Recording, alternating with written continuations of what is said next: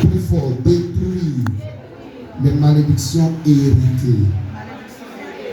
Regarde quelqu'un et dis-lui, détruire les malédictions héritées. Regarde une autre personne et dis-lui, détruire les malédictions héritées. Que Dieu vous bénisse. Lisons Jean chapitre 9, verset 1 au verset 3. Tenons-nous debout, s'il vous plaît.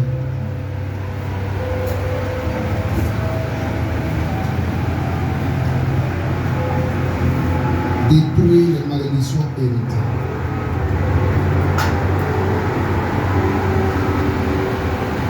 Tu as trouvé Jean chapitre 9. Répète après moi.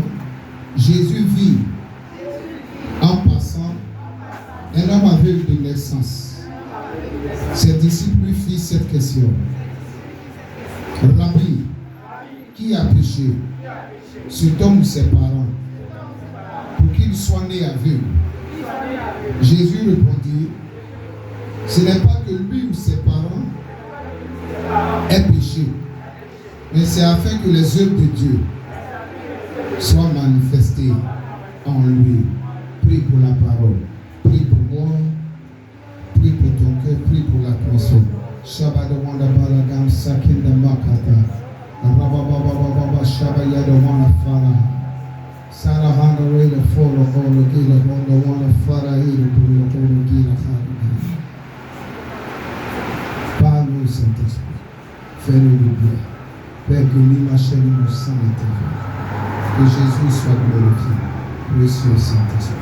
Shabababa Yandawana Fana Hana Jesus. Dispose de l'atmosphère. Le ciel est ouvert. Papa qui m'appelle. Me voici. Me voici. Le ciel est ouvert. Papa qui m'appelle, me voici, me voici. Fais-moi monter dans les hauteurs. Aide-moi dans les profondeurs. Je veux voir ce que l'œil n'a pas vu. Tu me dis mon fils monte ici. Mon enfant monte ici.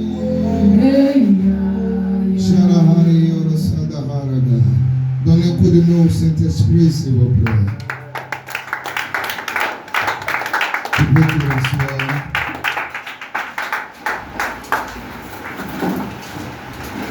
En Jean chapitre 9, verset 1 au verset 3,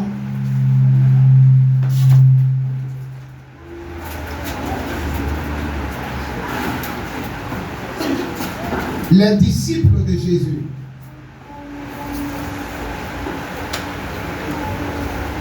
qui sont juifs nous apprennent que quelqu'un peut souffrir parce qu'il aurait péché contre Dieu. Quelqu'un peut souffrir parce que ses parents auraient péché contre Dieu. Jésus, qui est le maître, ne dit pas le contraire. Jésus dit, une personne peut souffrir pour 3 raisons. Quelqu'un peut être malade. Quelqu'un peut être sous une malédiction. Quelqu'un peut connaître des problèmes. Parce que Dieu veut se glorifier dans son cas. 1. La maladie que la personne porte peut être pour la gloire de l'Éternel. La Bible dit, l'Éternel avait rendu Anne stérile. Si ton problème est pour la gloire de l'Éternel, je t'annonce cette bonne nouvelle. Comme il l'a fait dans le cas de Anne, tu ne mourras pas sans avoir vu la gloire de Dieu au nom de Jésus-Christ. Tu ne mourras pas sans avoir rendu témoignage dans le nom de Jésus. Je pensais que je déclarais cette parole sur la vie de 10 personnes absolues. Tu vivras et tu rendras témoignage de la gloire de l'Éternel au nom de Jésus. Peu importe les pièges dans lesquels tu te retrouves, peu importe le combat qui se présente à toi, c'est l'Éternel qui a occasionné cela. C'est l'Éternel qui a permis cela. Tu sortiras victorieux. Tu sortiras victorieux. Ton témoignage sera grand dans le nom de Jésus-Christ. Et il sera raconté dans plusieurs endroits dans le nom de Jésus. Ton amen n'est pas arrivé jusqu'à l'autel. Amen. Jésus dit, la deuxième raison qui peut faire que quelqu'un se retrouve être malade, c'est que lui-même il a péché contre Dieu. Frères et sœurs, le péché détruit notre vie. La Bible dit l'âme qui pêche, c'est elle qui mourra. Le péché est capable de nous conduire à l'enfer. Le péché nous empêche de voir la gloire de Dieu. C'est pourquoi tu dois haïr le péché. Tu dois fuir le péché. Tu dois fuir l'immoralité. Tu dois fuir l'impudicité. Alléluia. Mais là, n'est pas le point sur lequel je veux me concentrer. Je souhaiterais attirer l'attention de tout le monde sur la troisième cause qui peut être responsable des maladies, des malédictions dans la vie de quelqu'un. Dis avec moi, les péchés des parents. Parle bien fort. Les péchés des parents. Les parents pêchent et les enfants se retrouvent être malades. Les parents pêchent et les petits enfants sont malades. Maman a péché. Elle est morte. Mais l'enfant qui vient de naître est sidéré. Amen. Quelqu'un me suit? Amen. Les parents ont adoré les faux dieux. Et les enfants sont en train de payer le prix de ces fausses adorations. Écoute-moi. Un parent qui pêche, et nous voyons les conséquences de ce péché retomber sur l'enfant, on dira quoi? Que l'enfant a hérité la malédiction de qui? De ses parents. Quelqu'un me suit? Est-ce que quelqu'un me comprend? Ce matin, nous sommes venus pour détruire les malédictions héritées. Répète encore avec moi, détruire les malédictions héritées. C'est quoi détruire? Détruire, c'est annuler, abolir, faire cesser, faire disparaître. C'est rendre sans effet. Je répète une dernière fois. Détruire, c'est annuler, abolir, faire cesser, faire disparaître, rendre sans effet. C'est quoi malédiction? En latin, malédiction, c'est malédire, mal dire, prononcer négativement. Amen. Je peux donner aussi une autre définition de malédiction. C'est ce qui est exécrable. On entend quoi par exécrable? Dont on doit avoir horreur. Malédiction, c'est ce qui est maudit. C'est ce qui est exécrable. C'est ce dont nous devons avoir horreur. Hériter, c'est quoi? Selon le dictionnaire Larousse, hériter, c'est devenir propriétaire d'une chose par droit de succession. Quelqu'un me suit? Hériter, c'est devenir propriétaire d'une chose par droit de succession. C'est recevoir, être doté d'une chose qui vient d'ailleurs. Alléluia. Recevoir, être doté d'une chose qui vient d'ailleurs. De la même manière qu'on peut hériter des biens ancêtres. Amen. Spirituellement parlant, on peut également hériter des malédictions. Amen. Même les banques nous disent qu'on peut hériter les dettes de nos parents. N'est-ce pas? Amen. Si ton père t'allait prendre un prêt à la banque et qu'il n'a pas été capable de rembourser, s'il meurt, qui va rembourser? Qui va rembourser? C'est l'enfant.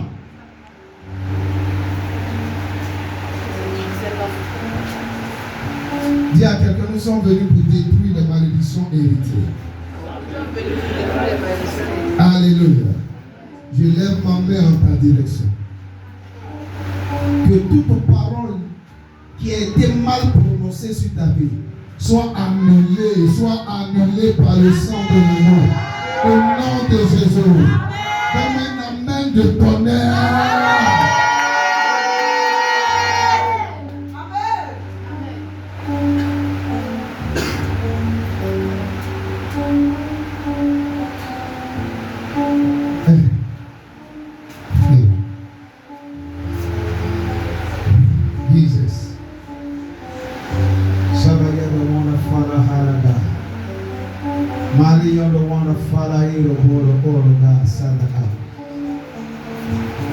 Qu'est-ce qui a été prononcé contre toi au midi?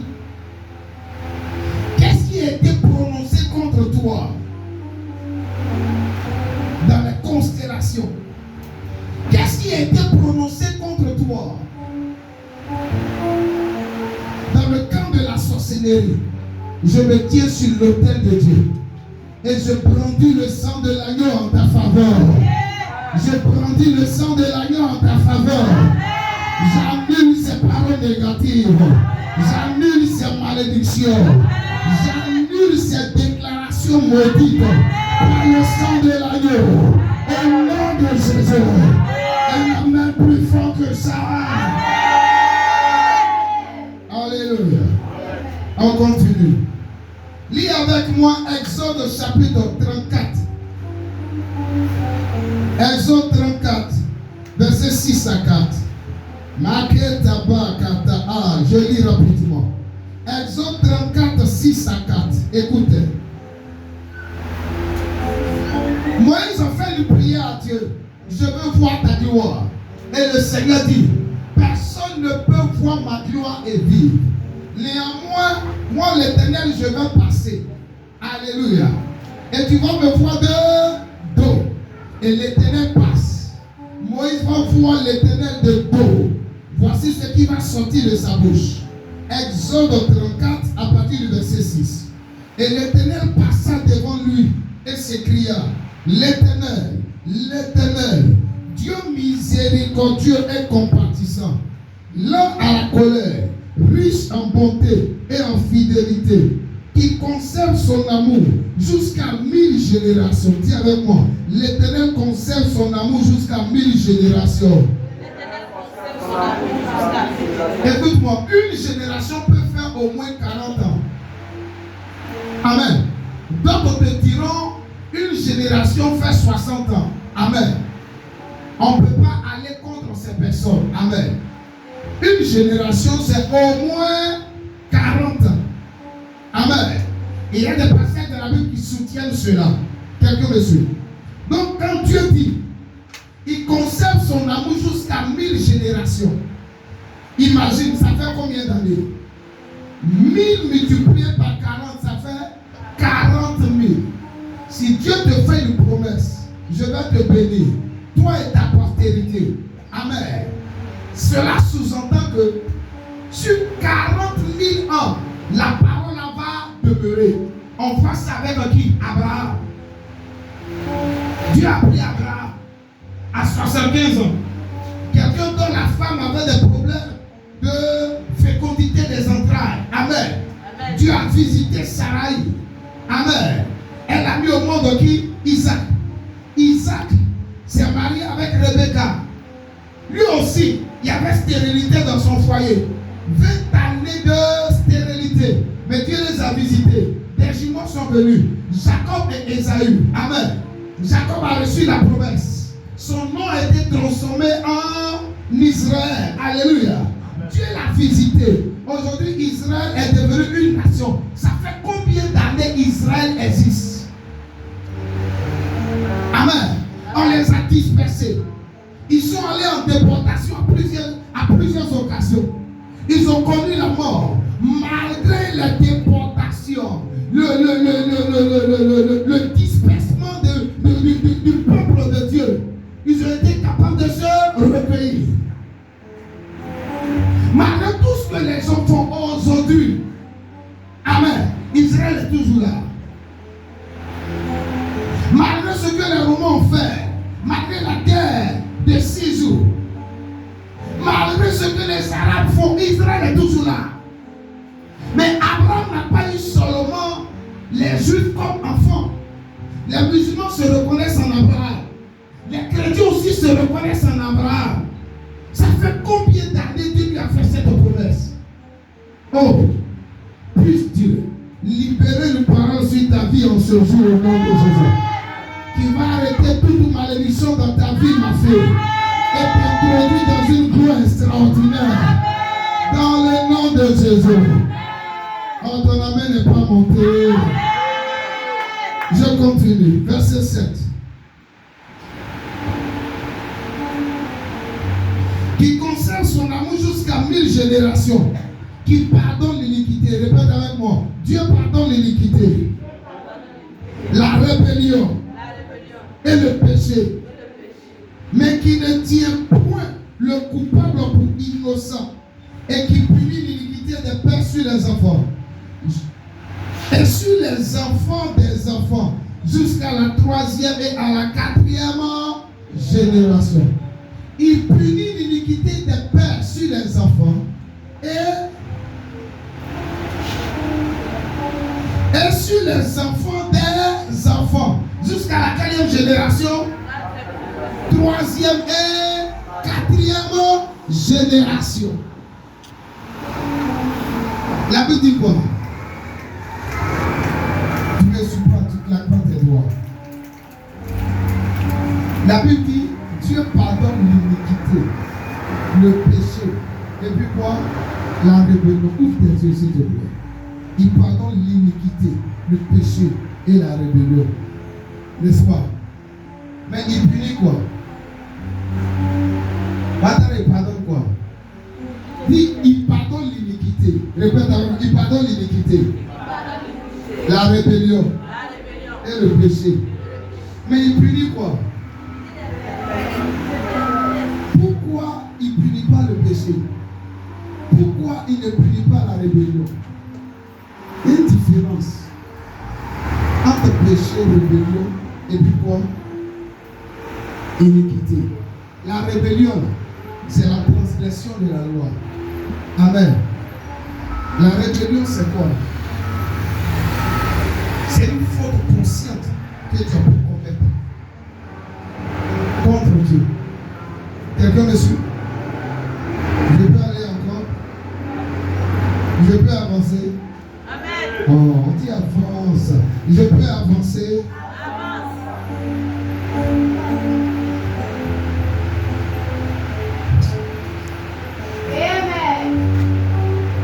C'est quoi le péché? Je reviens sur une définition. Le péché, c'est manquer le but. C'est-à-dire ne pas atteindre la norme de Dieu. Romains chapitre 3, verset 23 dit quoi? Car tous ont péché et sont privés de la gloire de Dieu. Le péché, c'est manquer le but. Ne pas atteindre la norme de Dieu. C'est quoi le péché? C'est une action précise qui viole la volonté de Dieu. Une action précise qui viole la volonté de Dieu. Exemple de péché: mentir, voler, amen, commettre l'adultère. Ce sont des péchés que j'ai cités. Amen. Le péché, je peux te donner une autre définition, c'est l'acte que quelqu'un commet. Amen. L'iniquité, c'est quoi? Quant à elle, l'iniquité, c'est une perversion intérieure, une tordue du cœur qui pousse continuellement au mal. Une perversion intérieure, une tordue du cœur qui pousse continuellement au mal. Amen. L'iniquité est donc plus profonde. C'est la racine du péché. L'état d'un cœur déformé. La racine du péché, l'état d'un cœur déformé. L'iniquité, c'est quoi? C'est un état. Le péché, c'est un acte. L'iniquité est un état. Le péché est un acte. Lisons 1 Pierre chapitre 1, 18 à 19. 1 Pierre chapitre 1, verset 18 à 19. Allons-y. Sachant que ce n'est pas par des choses périssables. Sachant que ce n'est pas par des choses périssables. Par de l'argent ou de l'or. Par de l'argent ou de l'or. Que vous avez été rachetés de la vaine manière. Que vous avez été rachetés de la vaine manière. De vivre. Monsieur Saki. Hein? Que vous avez hérité de vos pères. Que vous avez hérité de vos pères. On dit quoi? Sachant que ce n'est pas par des choses périssables. Ce n'est pas par des choses périssables. Par de l'argent ou de l'or. Par de l'argent ou de l'or. Que vous avez été rachetés de la vaine manière de vivre. De la vaine manière de vivre. Que vous avez hérité de vos pères. Hello.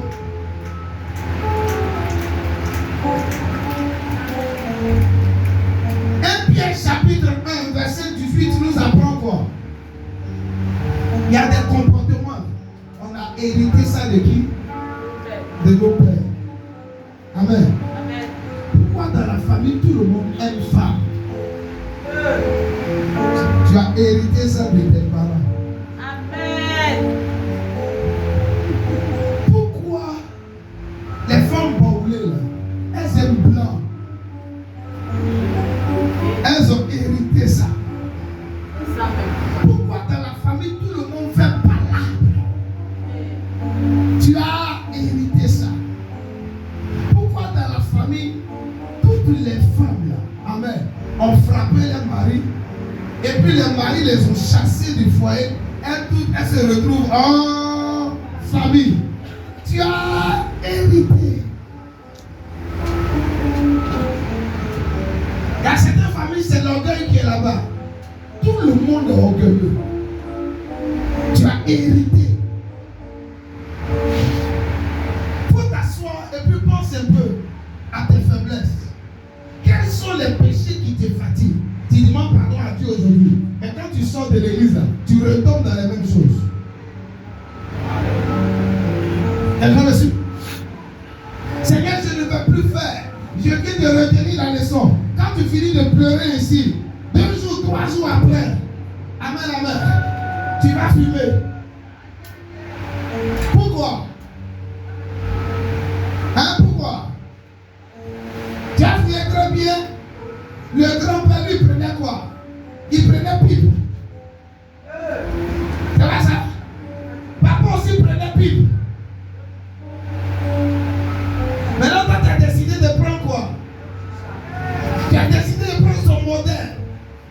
Tu as décidé de fumer, tu as décidé de prendre chicha. Cigarette, la sort par la narine, par la bouche, par les oreilles, ça sort quand même. La fumée, la sort.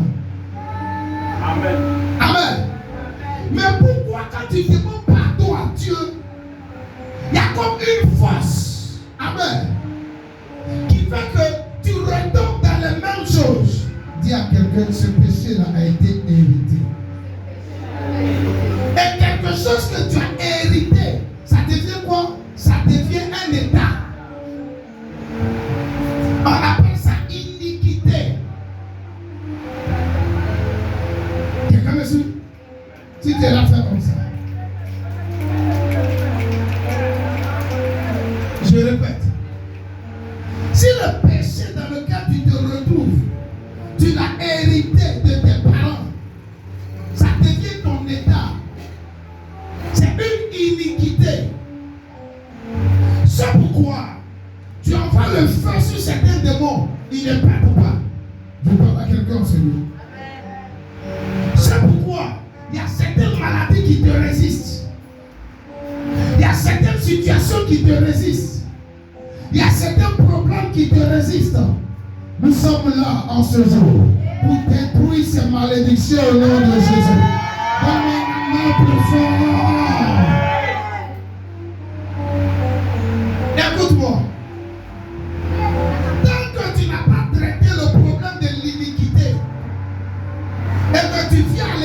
ma fille, tu rentres dans les combats spirituels. Quand tu vas retourner à la maison, le même démon que tu as lié ici, là, il va aller s'asseoir sur ton dos à la maison. Et puis il va commencer à danser Zigribiti. C'est là qu'il faisait à l'église, là. Amen. C'était ta page. Comme l'homme de Dieu, puis ton voisin était là, je me suis calmé. Maintenant on est ici. Il n'est pas là pour parler. Pour parler. Amen. Il y a un monsieur à Makori. Lui, quand il rentre à la maison, il est toujours saoulé. Tu sais pourquoi il se saoule avant de rentrer à la maison? Après le boulot, il va s'asseoir quelque part. Il boit jusqu'à... Amen.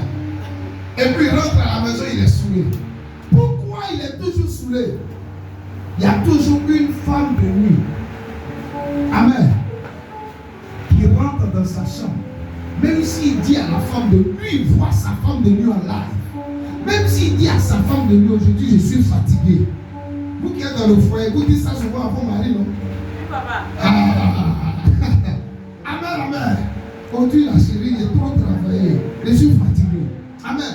Si lui s'hasarde à dire à la femme de nuit, je suis fatigué, la femme va le tabasser copieusement. Elle finit de le frapper et puis elle fait ce qu'elle veut. Elle sort.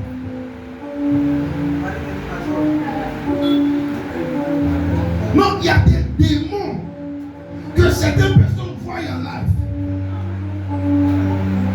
Donc il a trouvé une solution pour ne plus être maître de moi-même. Quand je finis le boulot, je vais rentrer à la maison saoulé.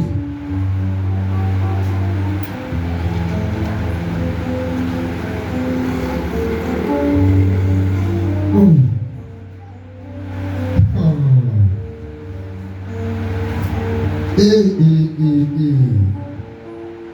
Je vais poursuivre.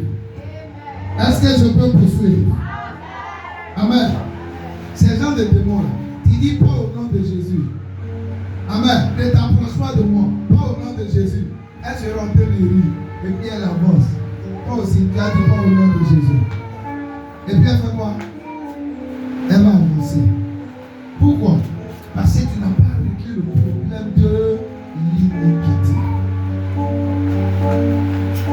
Est-ce que je peux avancer? Amen. Écoute-moi. Au sujet des malédictions, il y en a deux types de façon majeure. Il y a des malédictions prononcées. Dis malédiction prononcée. Plus fort, il y a des malédictions prononcées. Dis malédiction prononcée. Amen. Il y a des malédictions qui sont prononcées sur certains quartiers. Il y a des malédictions qui sont prononcées sur certains pays. Il y avait une malédiction qui avait été prononcée sur la terre de Moab. Ruth. Amen. La Moabite subissait cette malédiction. Naomi et son mari, quand ils ont déménagé pour aller sur la terre de Moab, cette malédiction qui régnait sur la terre de Moab a frappé Naomi et sa famille. Elle est sortie de là-bas avec Ruth. Les choses ont changé. Amen. Amen. Il y a des gens qui se retrouvent sous une malédiction parce qu'ils habitent des quartiers maudits. Il y a des quartiers qu'on appelle quartiers maudits. Amen. Ici à Abidjan, il y a des secteurs qu'on appelle secteurs maudits. Amen. À Makori, il y a un quartier qu'on appelle quartier maudit. À Yopougon, il y a un pont qu'on appelle pont vagabond. Amen. Autant jadis, à une certaine heure, si tu passes là-bas, forcé, on t'agresser. Il y a des carrefours qu'on avait baptisés, il y a un carrefour de la mort. On ne peut pas faire un jour à ce carrefour-là sans qu'il y ait accident à Cocody. Donc ce sont des endroits qui sont comment? Qui sont maudits à cause d'une malédiction qui était comment? Prononcée. Quelqu'un me suit? Il y a des malédictions également qui s'abattent sur tes vies, sur certaines vies à cause de la présence présence d'un hôtel démoniaque. Papa allait adorer les fétiches. Maman est allée sacrifier au bord des eaux. Amen. Pour demander quoi? Pour demander richesse. Le démon dit, ok, je vais vous donner l'argent. Mais pendant que le démon donne l'argent, il y a 1000 problèmes qui sont créés dans le foyer. Il y a 1000 problèmes qui sont créés dans la famille. On ne se marie pas. On n'avance pas. On n'arrive pas à avoir des enfants. Mais nous sommes là pour détruire ces malédictions. Nous sommes là pour annuler ces malédictions. Nous sommes là pour abolir ces malédictions. Dans le nom de Jésus, dis Amen. Écoute-moi, le problème avec les hôtels, c'est que peut-être l'ancêtre est mort, mais le grand-père a pris la place. Le grand-père peut-être il est mort, mais le papa a pris la place. Le papa peut-être il est mort, mais la tante a fait quoi? Continue les sacrifices au niveau de cet hôtel démoniaque. Alléluia. Alléluia. Et c'est une continuité. À chaque fois, amen, que les sacrifices sont renouvelés, l'hôtel continue de parler.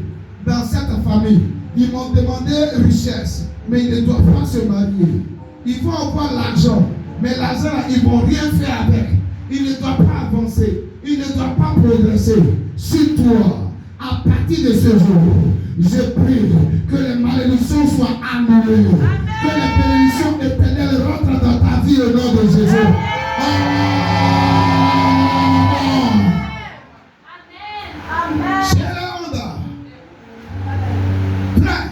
N'aime pas la malédiction.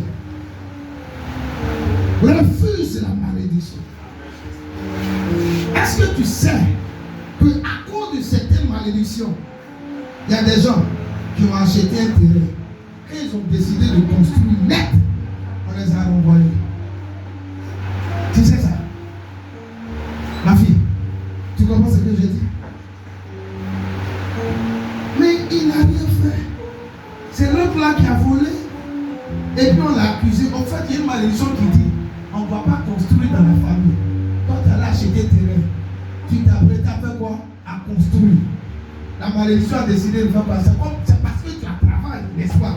Que tu as l'argent pour construire. La malédiction dit ok, tout ça, ça va tomber sur toi, le vol. Et puis on te chasse. Un matin, il a perdu son travail. Est-ce que quelqu'un me suit? Prends-moi ton attention, s'il te plaît. Amen.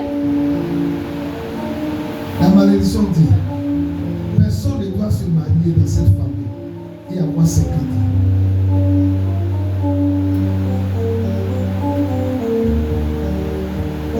Il y a une dame avec qui j'ai échangé.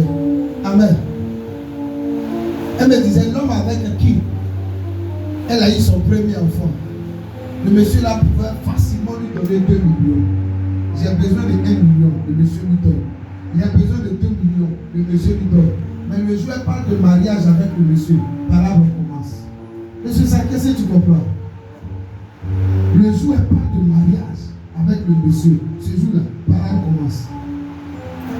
Il est professeur. Il peut lui donner 2 millions. Tu as vu combien? 2 millions. Tiens.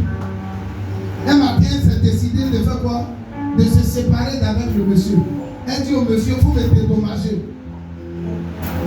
Tu as pris combien d'années de ma vie? On a eu un enfant ensemble, il faut me dédommager. Le monsieur dit, tu demandes dédommagement combien? 2 millions. Il dit non. On va diviser en 2, je te donne 1 million. Et puis il a donné les 1 million comme dédommagement. Est-ce que quelqu'un me suit? Imagine quelqu'un qui est prêt à te prendre, aller à Yamoussoukro avec toi.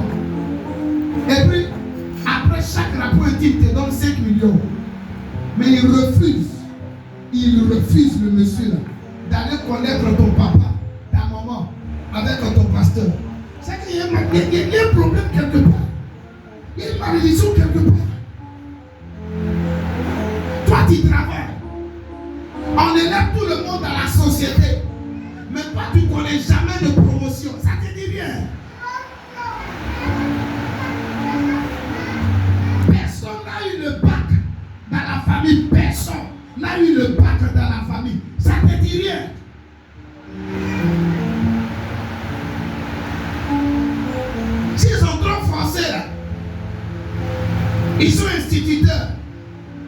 Le juge décide de devenir conseiller, on le tue. Ça te dit rien.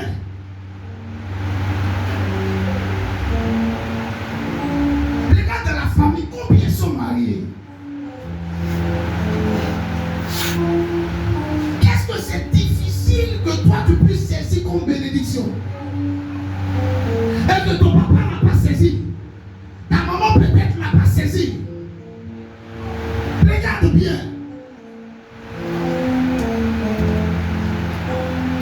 Pensez. Quelqu'un me suit? Je veux parler à quelqu'un.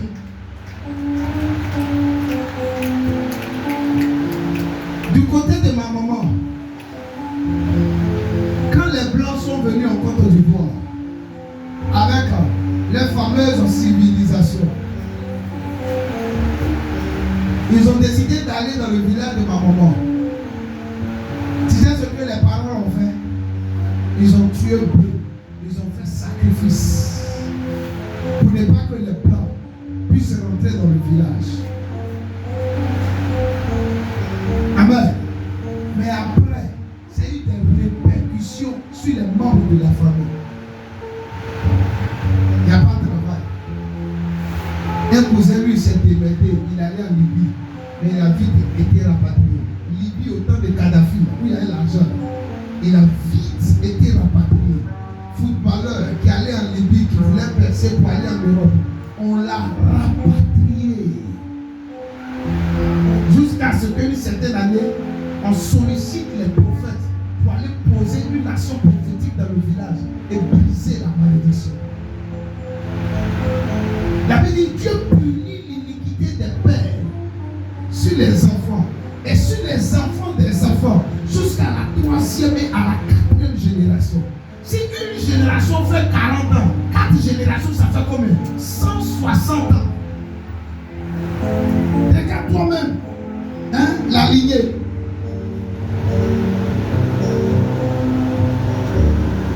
Est-ce que ce problème qui se présente à toi, ça ne dure pas depuis près de 160 ans? Remonte un peu.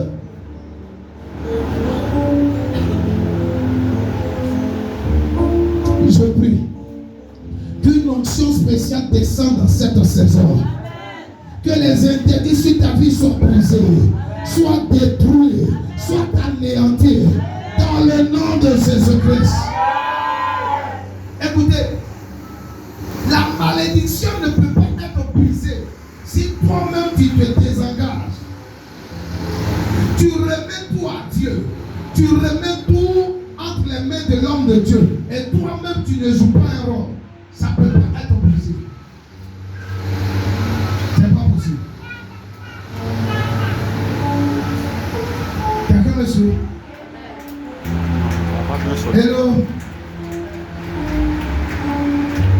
On dit dans la famille, il va avoir de l'argent, mais il va finir embêté.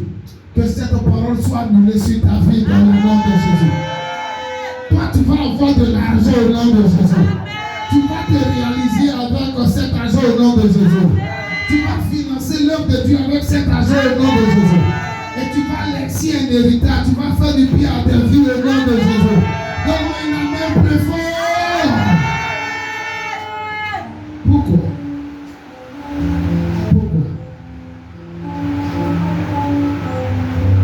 J'ai connu une famille à 13 000.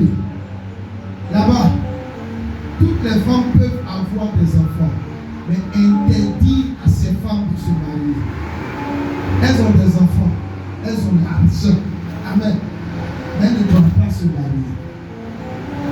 Donc quand elles sortent avec un homme, l'homme arrive à leur donner des enfants et quelque temps après, elles reviennent en famille. Que cette malédiction soit annulée sur la vie de 5 personnes en ce lieu au nom de Jésus-Christ. Toi, tu auras de l'argent. Tu auras des enfants. Et tu vas te marier au nom de Jésus. Tu n'es pas divorcé, tu seras heureuse. Heureux dans ton mariage au nom de Jésus. Donne-moi un meuble fort. Écoutez, c'est sérieux ce que je vous dis. C'est sérieux. J'ai l'une de mes filles qui je suis en train de traiter ce dossier. Suis-moi s'il te plaît. J'ai connu sa maman. Sa maman a perdu son mari. Elle s'est retrouvée être veuve. Amen. Mais quelques temps après, sa maman s'est retrouvée dans une relation adultérienne. La fille en question que je suis se retrouve dans un autre pays. Son mari l'a laissé. Amen. Au-delà du fait que son mari l'a laissé, aujourd'hui, elle se retrouve dans une relation adultérienne. Sa maman a eu 3 enfants. Et puis elle s'est retrouvée dans une relation adultérienne. Elle aussi, elle a 3 enfants actuellement. Tu penses que c'est le hasard? Elle est sortie avec un homme qui est dans un foyer. Et elle me disait, après que son péché soit exposé, amen, après que son péché soit exposé, voici qu'elle fait un rêve. Dans le rêve, la dame qui a été confiée, elle dit qu'elle est contre elle, elle veut la tuer. Et les policiers sont à sa trousse dans le rêve. Qu'est-ce que ça sous-entend? Il dit, tu as bien fait de m'appeler. On va traiter ça. Mais il y a des gens en ce lieu. On leur donne à manger en rêve. Ils se réveillent. Amen. Malgré ça, ils vont prendre petit déjeuner. Tu as mangé un rêve, hein? Tu as mangé foutu. C'est pas bonne nourriture. Tu as mangé foutu. Elles sont sur le rêve. Amen, amen. Quand tu te réveilles, tu prends café.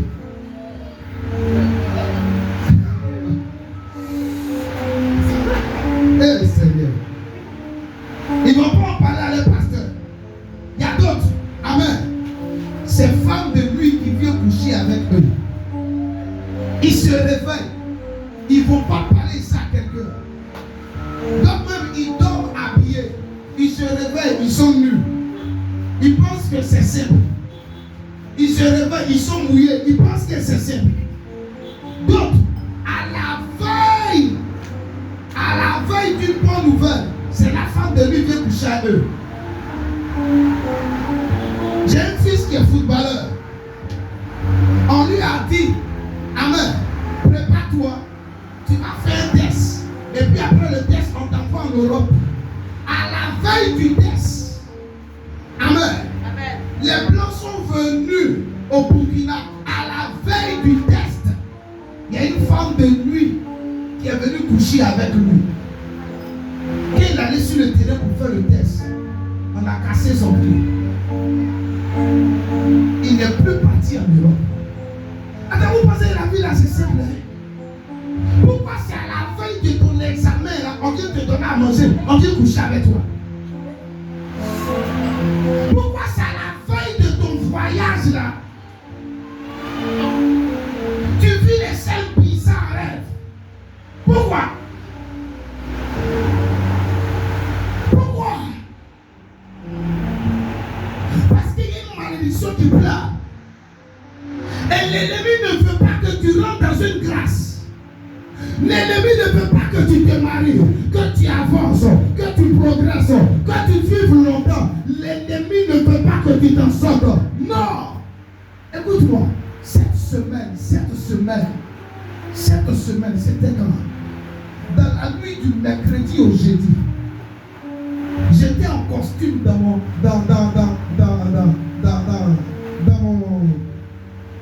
ma vision, j'étais en costume très bien habillé, et puis il y avait de l'argent dans la poche de ma veste.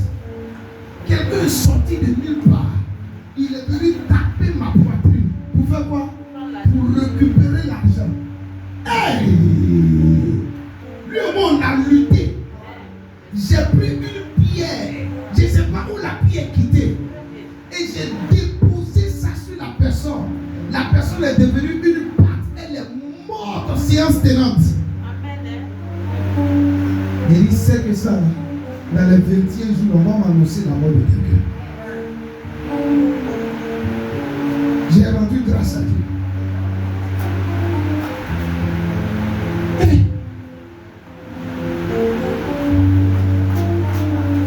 Dis à quelqu'un, la vie est spirituelle.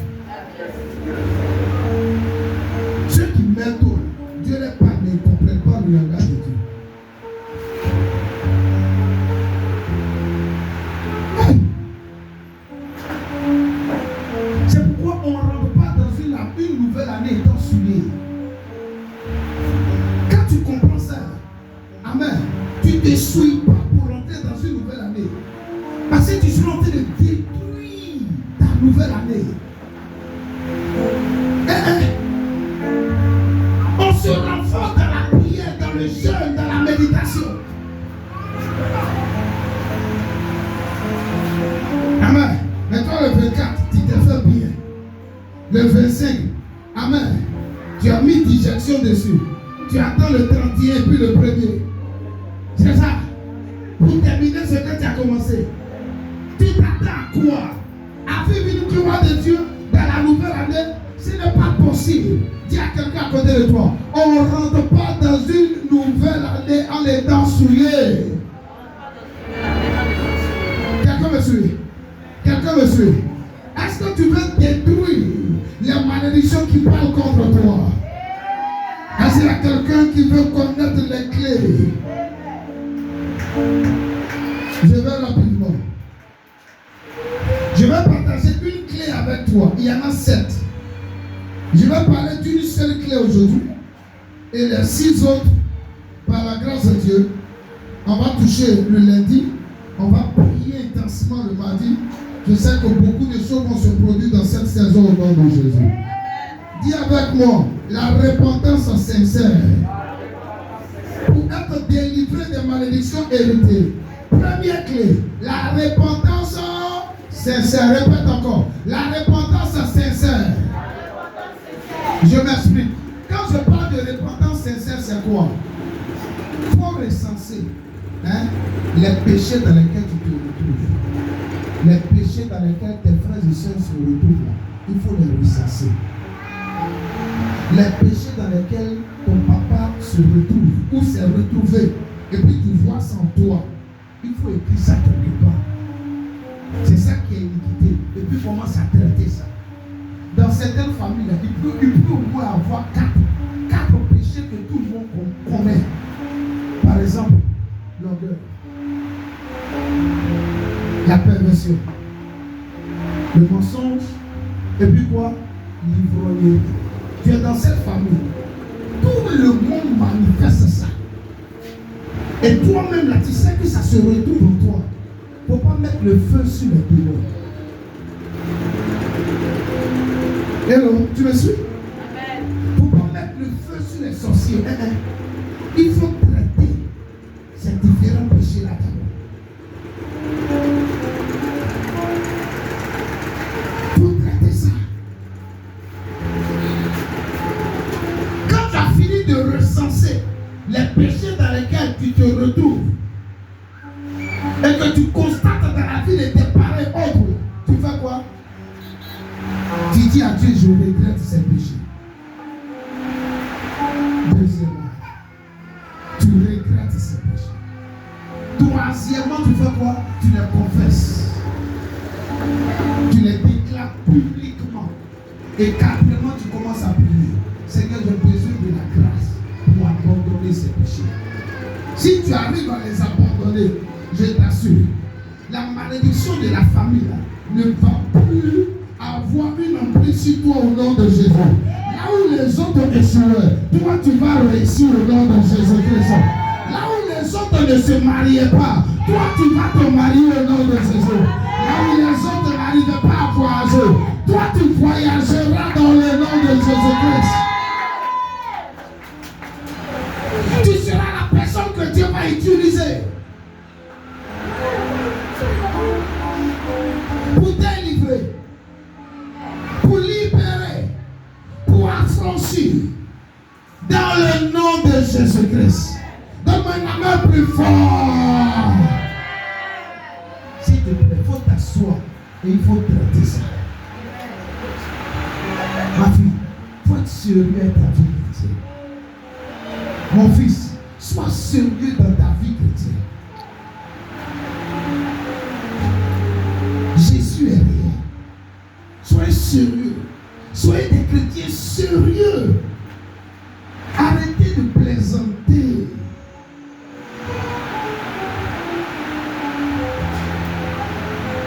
Arrêtez. Tu es là, j'invoque le feu. J'invoque le feu. J'invoque le feu. Et puis le démon papa. Tu t'es pas bien repenti.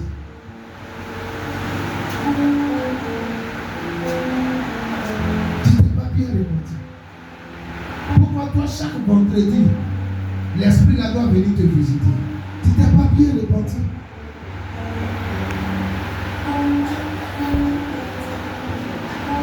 Amen. Est-ce que quelqu'un m'a suivi? Est-ce que quelqu'un m'a compris? Si tu l'as fait comme ça. Et acclame le Seigneur Jésus.